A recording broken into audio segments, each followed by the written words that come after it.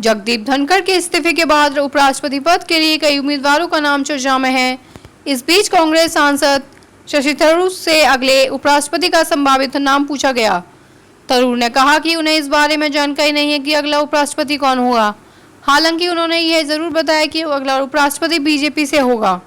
शनिवार को मीडिया से बात करते हुए शशि थरूर ने कहा, हम सब पहले से ही जानते हैं कि उपराष्ट्रपति वही बनेगा जिसे सत्तारूढ़ पार्टी नामित करेगी, क्योंकि सदन में उसके सदस्य बहुमत में मौजूद हैं। ये संसद के दोनों सदनों का चुनाव है जो राष्ट्रपति के चुनाव से पूरा विपरीत होता है।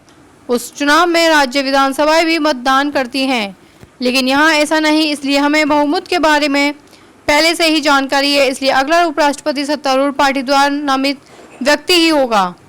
कांग्रेस नेता ने आगे कहा, हमें उम्मीद है कि सत्ता पक्ष उपराष्ट्रपति के चुनाव को लेकर विपक्ष से भी सलाह करेगा। वहीं चुनाव आयोग ने शुक्रवार को उपराष्ट्रपति के चुनाव की तारीख का ऐलान कर दिया है। चुनाव आयोग के नोटिस के अनुसार 7 अगस्त को इस चुनाव के लिए अधिसूचना जारी होगी। नामांकन 21 अगस्त तक किया जा सकता है। नामांकन पत्र की जांच 22 अगस्त को ही की जाएगी। नामांकन वापस लेने की तारीख 25 अगस्त है।